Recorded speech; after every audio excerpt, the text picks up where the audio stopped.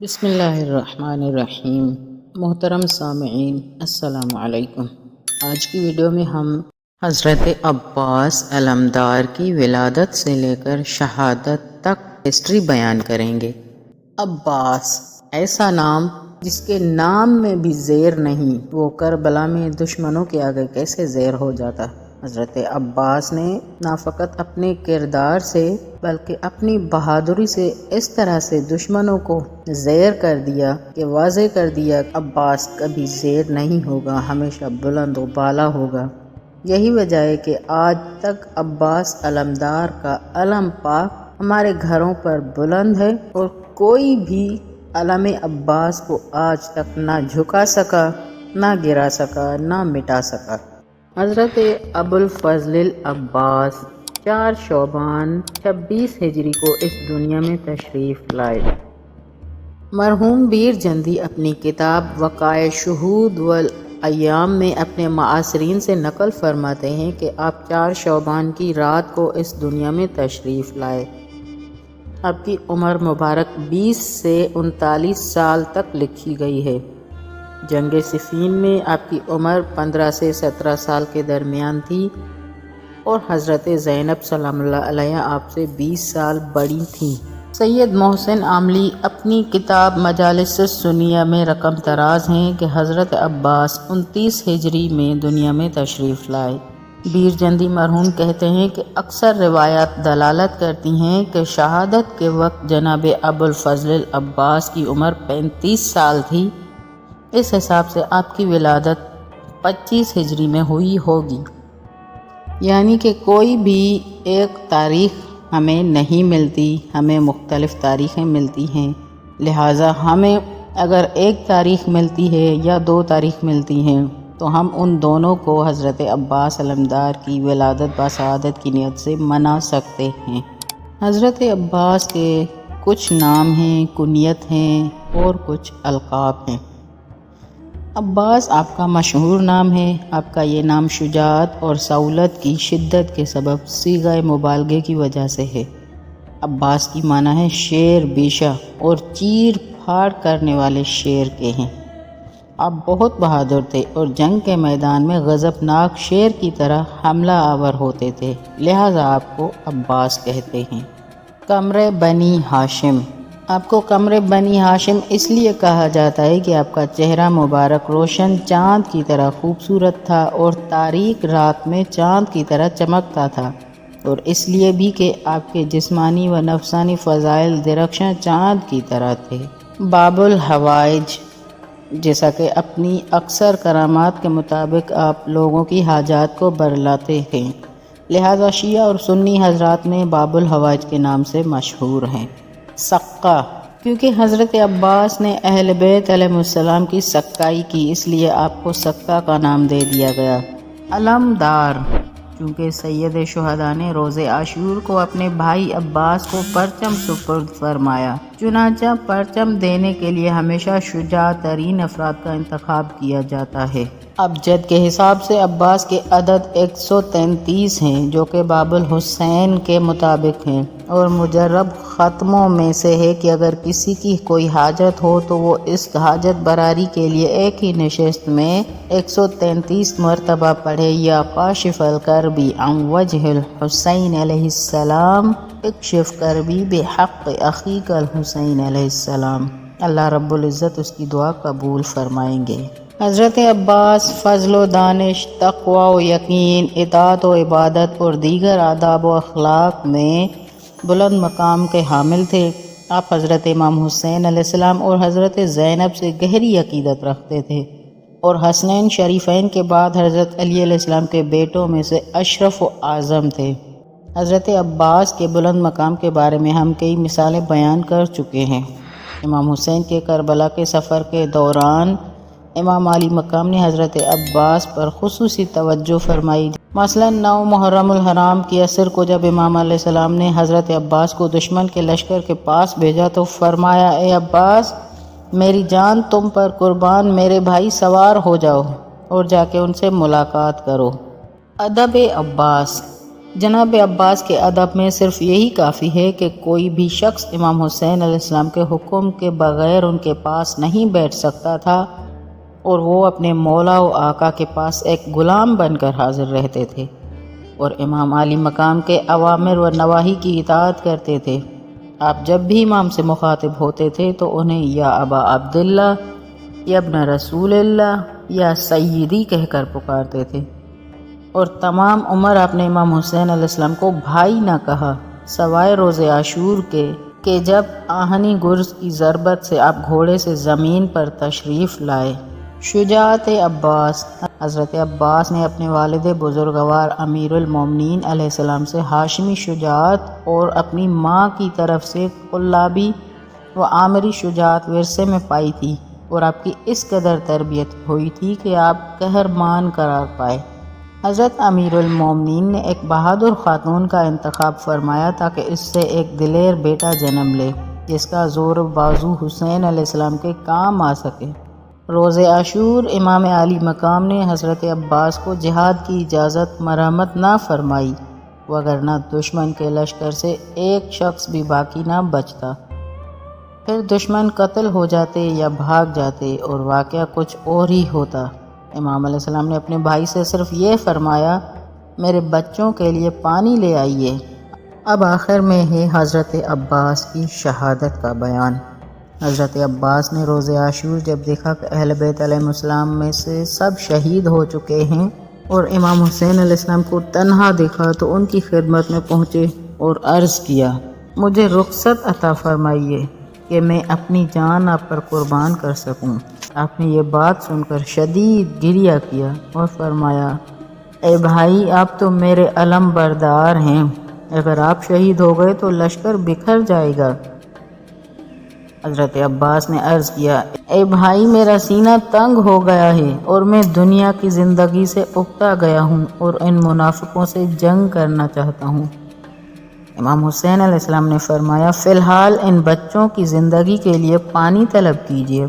حضرت عباس نے لشکر کی طرف حرکت کی اور انہیں وعظ و نصیحت کی، لیکن ان سنگ دلوں پر کچھ اثر نہ ہوا۔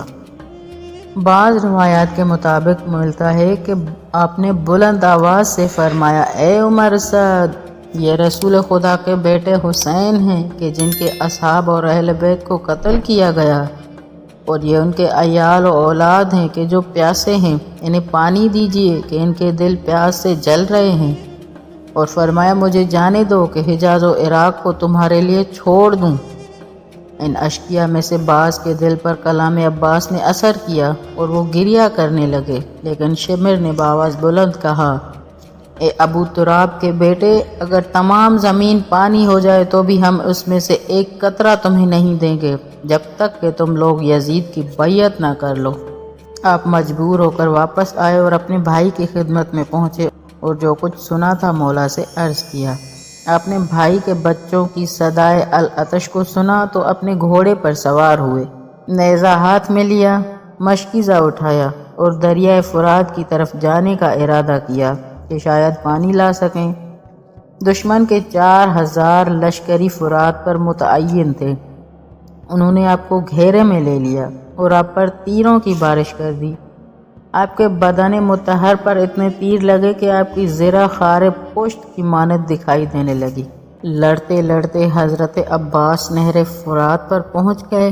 آپ نے چاہا کہ پانی پئیں، لیکن ایک چلو میں پانی لیا تو حسین علیہ السلام اور اہل بیت حسین کی پیاس یاد آ گئی۔ آپ نے فرمایا، خدا کی قسم، میں اپنے ہونٹوں سے پانی کو نہیں چھوؤں گا جب تک کہ میرے آقا حسین تشنہ لب ہیں۔ آپ نے چلو سے پانی گرا دیا، مشکیزہ پانی سے بھرا اور دائیں کاندھے پر لٹکا کر نہر سے باہر نکلے۔ آپ کی توجہ خیموں کی طرف تھی۔ اشقیاء کے لشکر نے جب یہ صورتحال دیکھی تو آپ کا راستہ روک لیا اور چاروں طرف سے آپ کو گھیر لیا۔ آپ شیر ہاشم ناگ کی طرح ان پر حملہ آور ہوئے اور انہیں راستے سے ہٹاتے رہے۔ ہٹاتے ہٹاتے آگے بڑھے۔ اچانک نوفل ارزق اور دوسری روایت کے مطابق زید بن ورقہ جو کمین گاہ میں چھپا ہوا تھا، درخت کی اوٹ سے برآمد ہوا۔ حکیم بن طفیل نے اس کی مدد کی اور ایک ضربت سے آپ کے دائیں ہاتھ کو بدن سے جدا کر دیا۔ آپ نے بائیں شانے پر مشکیزہ اٹھایا اور بائیں ہاتھ سے ہی تلوار لیے دشمنوں پر حملہ کیا اور یہ رجس پڑھا کہ خدا کی قسم اگرچہ تم نے میرا دایاں ہاتھ کاٹ دیا ہے لیکن میں پھر بھی اپنے دین اور طاہر و امین پیغمبر کی بیٹی کے بیٹے اور اپنے سچے پیشوا کی حمایت کروں گا۔ ایک اور روایت کے مطابق حکیم بن طفیل جو کہ کمین گاہ میں چھپا ہوا تھا، اس نے آپ کا بایاں بازو بھی بدن سے جدا کر دیا۔ آپ نے مشق کو اپنے دندان مبارک میں لیا تاکہ پیاسوں تک پانی پہنچا سکیں کہ اچانک ایک تیر مشق کو آ کر لگا جس سے پانی زمین پر بہہ گیا۔ دوسرا تیر آپ کے سینے مبارک پر لگا۔ آپ گھوڑے سے زمین پر گرے اور فریاد بلند کی، اے بھائی، اپنے بھائی کی مدد کو پہنچے۔ کتاب مناقب اور دیگر کتب کی روایات کے مطابق نوفل بن ارزق نے ایک آہنی گرز آپ کے سر مبارک پر مارا۔ بعض روایت کے مطابق اس گرز کے اثر سے آپ کا سر شگافتہ ہو گیا اور شگاف دماغ تک جا پہنچا اور آپ زمین پر گر پڑے۔ مظلوم کربلا نے جب بھائی کی صدا سنی تو آپ کے پاس پہنچے۔ جب اپنے بھائی کو اس حال میں دیکھا تو آنکھوں سے آنسو جاری ہو گئے اور فرمایا، آج میری کمر ٹوٹ گئی اور میرا چارہ تدبیر ختم ہو گیا۔ شیعہ محرخین اور محدثین سے مروی ہے روایات پر مبنی کتاب مقتل ابی مخنف میں ہے کہ حضرت عباس نے قوم اشقیاء پر حملہ کیا۔ اس کے بعد بارش کے قطروں کی طرح بے شمار تیر چاروں طرف سے آپ پر برسے جن کی کثرت سے آپ کی زرہ خار پشت کے جسم کی مانند ہو گئی۔ اس کے باوجود کہ مشق آپ کی پشت مبارک پر تھی اور آپ بائیں ہاتھ سے جنگ کر رہے تھے کیونکہ آپ کا دایاں ہاتھ کٹ چکا تھا، پھر بھی آپ نے بہت سے سورماؤں کو وصل جہنم کیا۔ محرک الفواد نامی کتاب اور مقتل ابن عربی میں مذکور ہے کہ جس وقت حضرت عباس کے بازو قطع کیے گئے اور آپ مظلومیت کی حالت میں زمین پر گرے تو اپنے بھائی کو صدا دی، اے بھائی، اپنے بھائی کی مدد کو پہنچے۔ امام مظلوم اپنے گھوڑے پر سوار ہوئے اور حضرت عباس کی مدد کے لیے میدان جنگ کا رخ کیا۔ آپ عباس کی صدائے نالہ و فریاد کی طرف بڑھے کہ اچانک ذوالجناح رک گیا اور قدم نہ اٹھاتے ہوئے اپنے سر کو امام مظلوم کی طرف بلند کر کے گریہ و نوحہ جاری کرتے ہوئے زمین کی طرف اشارہ کیا۔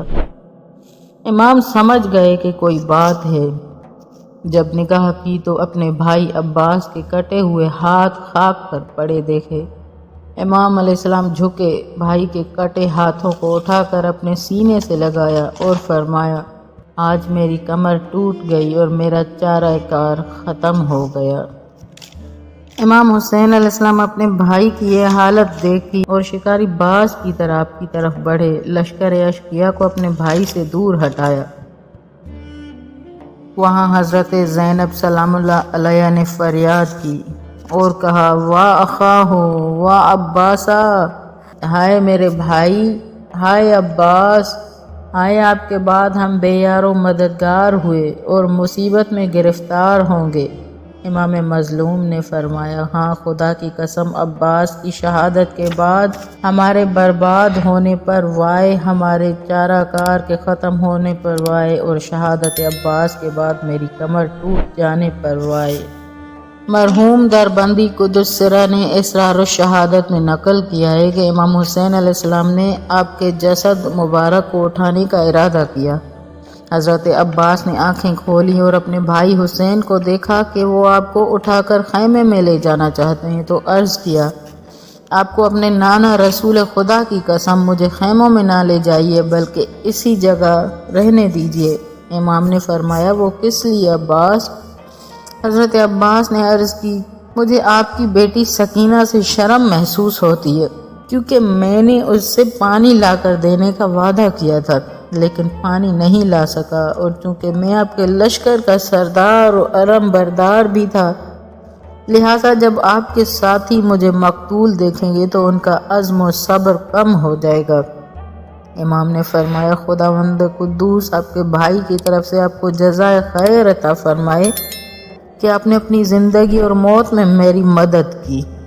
اور اس طرح سے بس حضرت عباس کی شہادت ہو گئی اور مولا حسین حضرت عباس کو میدان کربلا میں قتل گاہ میں چھوڑ آئے۔ اسی شرم سے حضرت عباس خیموں کی طرف نہیں گئے کہ خیموں میں میرے بھائی حسین کے چھوٹے چھوٹے بچے پیاسے انتظار کر رہے ہیں کہ ہمارا چاچا عباس ہمارے لیے پانی لینے گیا ہے۔ الا لعنت اللہ علی قوم الظالمین۔ السلام۔